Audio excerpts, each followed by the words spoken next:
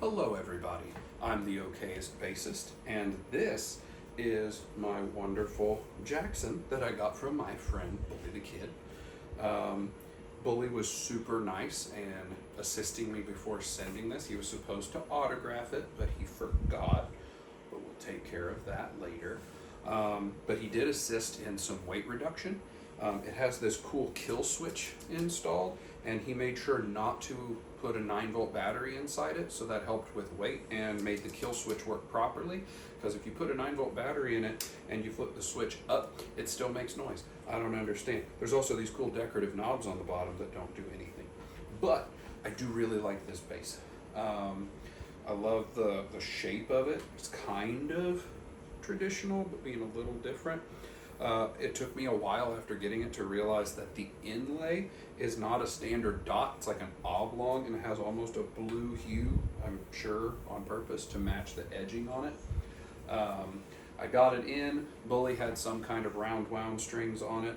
I don't now. I of course stringed it up with my Diodario ETB 92s that I love so much. Had to adjust a couple of things because of the tension difference. The only thing that I dislike on this instrument is the bridge.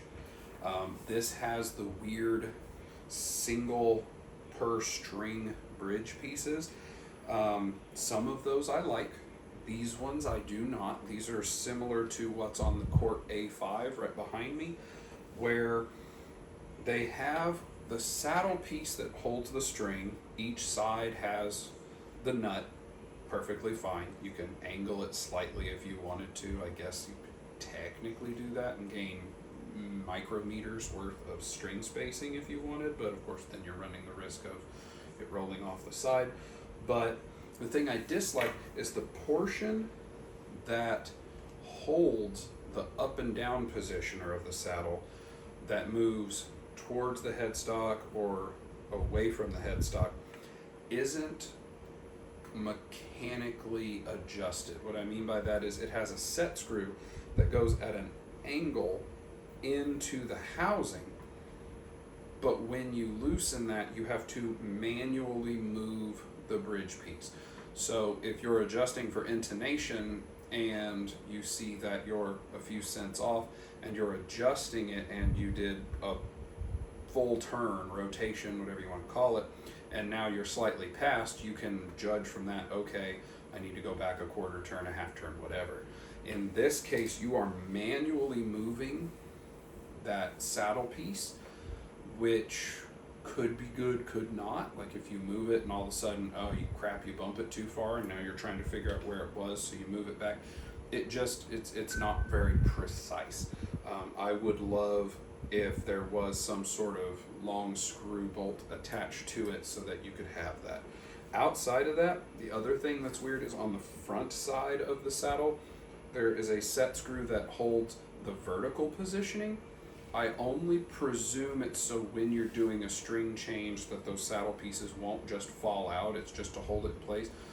But then you have to loosen the front set screw to allow you to do the vertical adjustment and then remember to retighten it. It just seems odd to me. I'm sure there's like a better design they could do for it, but hey, I'm not an engineer, I'm not a designer, so far be it for me to tell them how to do it. I just don't personally care for that. The pickups they have a Nordstrand logo, whether they're Nordstrands or designed by Nordstrands or made to Nordstrand specs by somebody else, I don't know. But it does have the 2 diagonal pole pieces, very similar to my EHBs. They might even be the same pickup, I don't know. I know that with my tapes on it and in passive mode, it sounds like a passive soap bar with tapes on it, and that's what I like, so it sounds great. It does have the Jackson tuners on the headstock. It has the 5-piece neck. That's cool. It is neck through, so that's cool. Again, it has this cool chambered area for acoustics. You know, you can play stuff on that if you want to flip the bass backwards for some reason. The Jackson tuners, I've had no problems with them. Most of the time I get something in that I want to keep, I end up wanting to swap those to Hipshot Ultralights. I haven't had that inclination on this one. I haven't had anything of, a lot of play when loosening, tightening. It seems to be very precise, so I do like it. I'm not sure, but I'm pretty sure this is probably a 35-inch scale, just because the nylon silks meet very close to the nut, and on some of the 35s that I have, it's usually right there. Or this is a 34-inch scale, and it's just really short strings compared to normal. But I do really like it. I love the blue, mostly, especially because my wife likes the blue, and that's why I was allowed to buy it. My wife said, "Ooh, that's pretty, you should get one like that sometime," and Bully was already showing it, and he said he was going to sell it to somebody or to Guitar Center. So he gave me a great deal.